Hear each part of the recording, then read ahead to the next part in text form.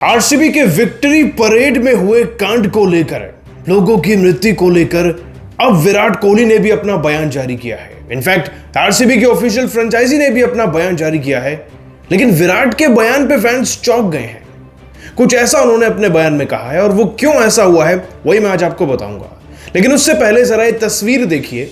ये तस्वीर हमने भी सोशल मीडिया पर ही देखी कि 4:30 बजे दिन का टाइम था। 4:30 बजे चिन्नास्वामी स्टेडियम के बाहर ये हालात थे।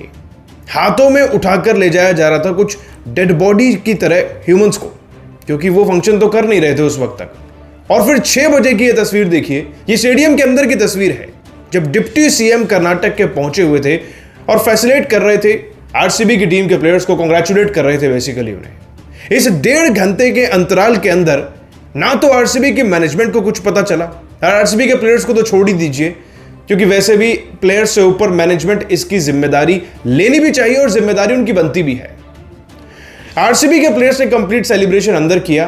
उसके बाद उनको उन सिचुएशन का पता चला होगा और फिर वो प्रोग्राम रोक दिया गया। हालांकि तब तक 90% ऑफ द प्रोग्राम हो चुका था।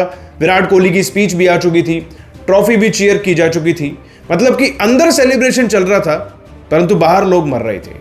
ये हाल था आज आरसीबी के विक्ट्री परेड में। मुझे लगता है कि ये इतिहास का पूरे विश्व में इकलौता ऐसा विक्ट्री परेड होगा जिसमें लोग इतनी भीषण मात्रा में मर गए। एक तबका सोशल मीडिया पर है जो इस बात को गवाही दे रहा है इस बात की कि thank you Karnataka government and police कि आपने हमारी ड्रीम टीम की विनिंग मूवमेंट को इस तरीके से खराब कर दिया।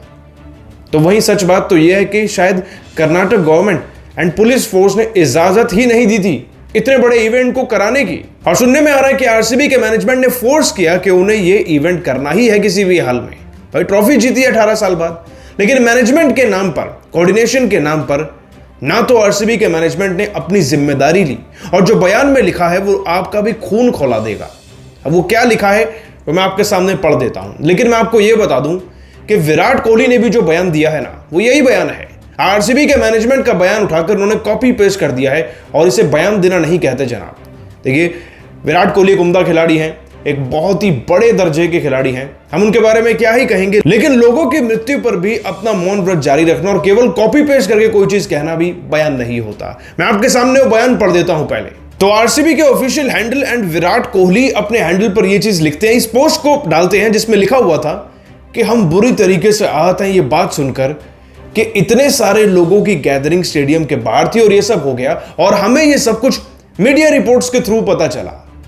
जिसका इवेंट है, जिसने ऑर्गेनाइज कराया है, उसको मीडिया रिपोर्ट्स के थ्रू पता चला कि लोग बाहर आ गए हैं, हुजूम उमड़ चुका है और लोग मर रहे हैं। ये उन्हें मीडिया रिपोर्ट्स के थ्रू पता चला। इसके बाद वो ये लिखते हैं अपने पोस्ट में कि हमें फिर जैसे गाइडलाइंस मिलते गए हमने अपने प्रोग्राम को कंप्लीट किया, रोका और हम चले गए। हम सभी आरसीबी फैंस से इस बात का आग्रह करते हैं कि वो सुरक्षित रहें, सेफ रहें जहां भी हैं। और जितनी भी फैमिलीज के साथ ये दुखद घटना हुई है, हम सबको अपने अपने कंडोलेंसेस भेज रहे हैं। ये जो सुरक्षित रहने वाला फैन के लिए उन्होंने पार्ट लिखा ना, यही खून खौला रहा है बॉस। आपने उन फैंस की चिंता तब नहीं करी जब वो आपके जश्न में शामिल होना आ रहे थे। आपने उनकी चिंता तब नहीं करी जब स्टेट गवर्नमेंट ने आपको प्री गाइडलाइंस दी थी, आपने उनका पालन नहीं किया। अरे बीसीसीआई के प्रेसिडेंट अरुण धुमाल जी कह रहे हैं, मुझे नहीं पता कि इवेंट किसने ऑर्गेनाइज कराया, क्योंकि भाई बीसीसीआई का इसमें कोई रोल था ही नहीं। बीसीसीआई मैच ऑर्गेनाइज कराता है, पोस्ट मैच प्रेजेंटेशन कराता है, प्री मैच उनका है, या फिर नेशनल इंटरनेशनल लेवल के इवेंट्स वो ऑर्गेनाइज कराएंगे। जो विक्ट्री परेड हमने मुंबई में देखी थी वो कराएंगे। ये फ्रेंचाइजी वाले इवेंट्स तो फ्रेंचाइजी की ही जिम्मेदारी है। और आरसीबी की टीम का ये बयान सोशल मीडिया पर वाकई में लोगों को भड़कने पर मजबूर कर रहा है और विराट कोहली का भी यही बयान है, अगेन कॉपी पेस्ट। क्योंकि अगर आप इस तरीके से अपनी जिम्मेदारी से भागोगे और ये बताओगे कि हमें तो मीडिया रिपोर्ट्स के थ्रू पता चल रहा है, आप जहां हो सुरक्षित रहो, जो मर गया उसके लिए हम प्रार्थना करते हैं, प्रार्थना से तो वो वापस नहीं आने वाले।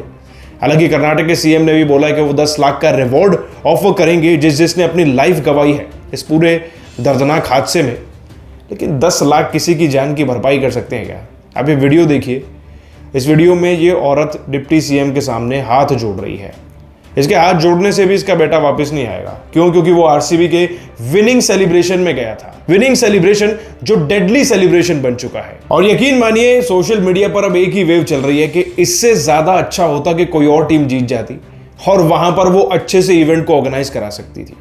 लोग ये भी कह रहे हैं कि आरसीबी की टीम इतने सालों से पता क्यों नहीं जीती, क्योंकि वो ऐसे ही डिसऑर्गेनाइज करते आए हैं हर चीज को। खैर, अब जो होना था वो हो चुका है। खैर, अंत में यही कहना चाहूंगा कि ये बहुत ही दुखद हादसा था। एटलीस्ट आरसीबी के खिलाड़ियों को एक इमोशनल नोट को तो पेन डाउन करना चाहिए था, चाहे कृणाल पांड्या हो, जितेश शर्मा हो, विराट कोहली हो, अनुष्का शर्मा हो, जितेश शर्मा, कोई भी बड़ा खिलाड़ी। रजत पाटीदार कप्तान थे भाई, उनको अपने इंस्टाग्राम पर आकर लोगों को एटलीस्ट सहानुभूति तो दिखानी चाहिए, कुछ नया तो लिखना था जिससे लोगों को लगे कि आप उनकी चिंता करते हो, ना कि कॉपी पेस्ट करना था। खैर, ये मेरा व्यक्तिगत विचार है, आपका इस पर क्या कहना है नीचे कमेंट करके जरूर बताना, कमेंट सेक्शन खुला है। जल्दी मिलते हैं एक और नई वीडियो में। यूट्यूब पे सब्सक्राइब कर लेना, फेसबुक फॉलो कर लेना। जय हिंद।